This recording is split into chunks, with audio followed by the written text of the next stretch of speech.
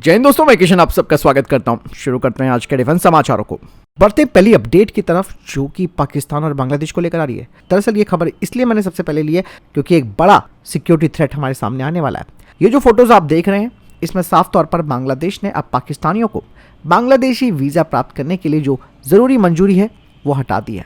इससे पहले दोस्तों बांग्लादेश की सिक्योरिटी सर्विस डिपार्टमेंट में क्लियरेंस और नो ऑब्जेक्शन की जरूरत होती थी, लेकिन अब बांग्लादेश ने पाकिस्तान के लिए ये सिक्योरिटी क्लियरेंस बिल्कुल खत्म कर दिया है। अब आप इससे ये समझ सकते हैं कि किस तरीके से पाकिस्तान और बांग्लादेश का प्यार जागने लगा है और जो थ्रेट हमें इस वक्त पाकिस्तान की तरफ से वो थ्रेट हमको बांग्लादेश की तरफ से भी आ जाएगा, क्योंकि इस वक्त बांग्लादेशियों को अपने यहाँ और ज्यादा जिहादियों की जरूरत पड़ चुकी है। ऐसे में दोस्तों ये जो बांग्लादेश है वो पूर्वी पाकिस्तान की तरह बन जाएगा और सबसे बड़ी टेंशन ये है कि पाकिस्तान अब हमारी जो पूर्वी सीमा है यानी कि ईस्टर्न बॉर्डर है उसे पार कर सकता है।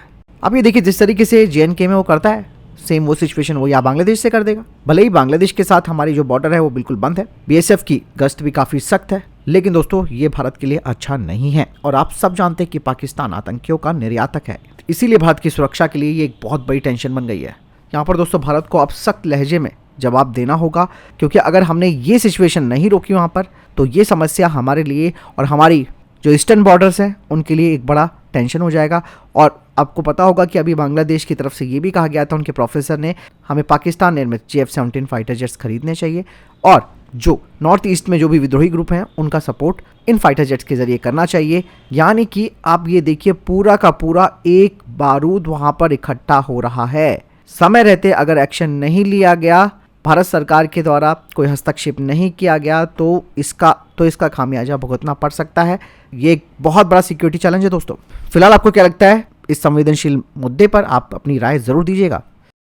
बढ़ते नेक्स्ट अपडेट की तरफ। इंडियन आर्मी अब अपनी आर्टिलरी क्षमताओं को और ज्यादा मॉडर्नाइज कर रही है, जिसके लिए अब लंबी दूरी की यानी कि लॉन्ग रेंज की Pinaka mark 2 multi launch rocket system की 12 रेजिमेंट यानी कि 12 रेजिमेंट खरीदने की योजना बना दी गई है। और ये नया procurement armament research and development establishment के द्वारा पिनाका मार्क 2 रॉकेट के सफल विकास के बाद किया गया है।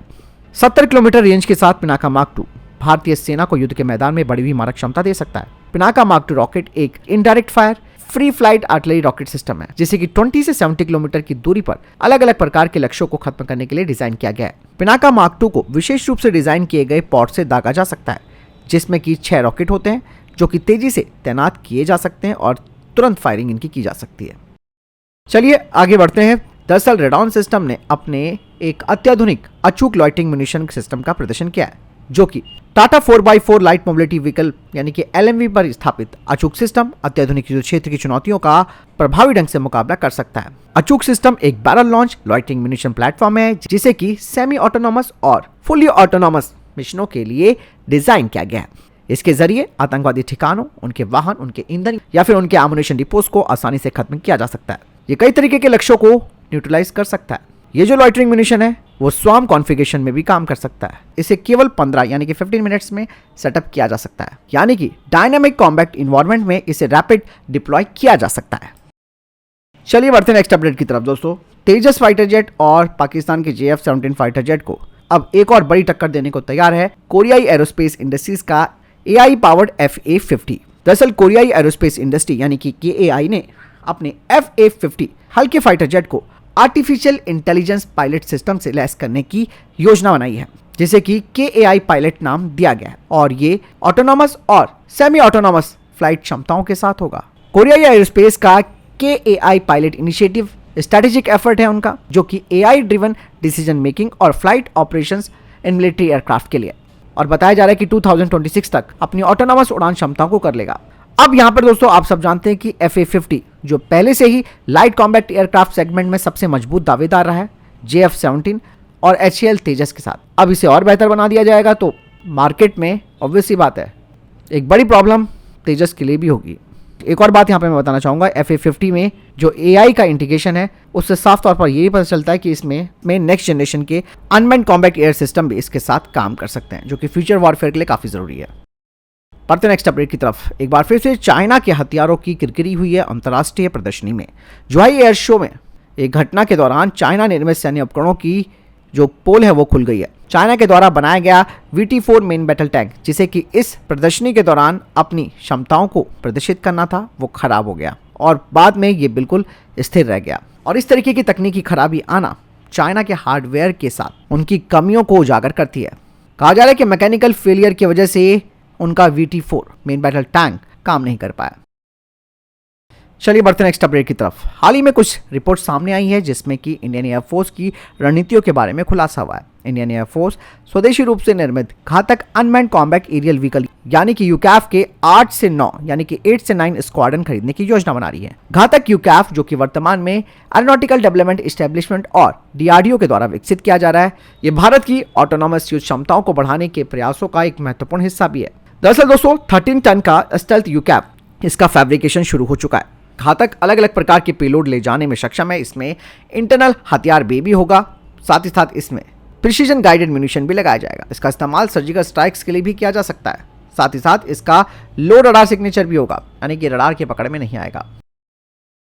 बढ़ते हैं नेक्स्ट अपडेट की तरफ दोस्तों। बॉटलैब डायनेमिक्स जो कि भारत की एक स्वदेशी स्टार्टअप कंपनी है, उन्होंने अपने अत्रि डिस्पोजेबल लाइटवेट ड्रोन को लॉन्च किया है, जो कि भारतीय नौसेना के लिए खास तौर पर डिजाइन किया गया है। इसकी क्या खासियत है, इसके लिए हमने एक्सक्लूसिव इंटरव्यू किया है, आप देख सकते हैं। सर मेरा पहला क्वेश्चन है कि जो आपने अपने हाथ पे ले रखा है ये है क्या चीज़? ये एक डिस्पोजेबल लाइटवेट ड्रोन है, जो एक आईडेस्क का चैलेंज था हमारे लिए, जो मिनिस्ट्री ऑफ डिफेंस के थ्रू ये प्रोसेस जो स्टार्ट हुआ है। इससे जो स्टार्टअप कंपनीज हैं उनको एक R&D फंड मिलता है, जिसकी वजह से they are able to research and develop their own. और इससे क्या होता है, काफ़ी इंडियनाइजेशन, नॉलेज शेयरिंग, ये सब कुछ उसमें इन्वॉल्व हो जाता है। तो currently we are making defence drone which is sub 250 grams. हाँ, ये 250 ग्राम से, इसका वेट 250 ग्राम से कम है, तो ये नैनो कैटेगरी में आ जाता है। इसकी जो कैपेबिलिटी है वो 2 किलोमीटर तक 2 स्टेशन पे लाइव फीड देती है, जिसका एडवांटेज ये है कि 2 team simultaneously can operate against a system and or a target area or set of human being. They can share the same screen and they can discuss how to go about it. To show it the deployability, that is the biggest advantage with this, that it can be carried in a pipe like this, and you just take it out and just attach the battery, and based on your mission you can choose the day and night, and the drone can be flown continuously for half an hour. अभी इसका नाम हमने propose किया है कि इसका नाम अत्रि हो हमारी कंपनी की तरफ से। और इसका जो सबसे बड़ी खासियत है कि इसका जो सर्वेलेंस का कैमरा है वो इस ढंग से डिज़ाइन किया गया कि इसकी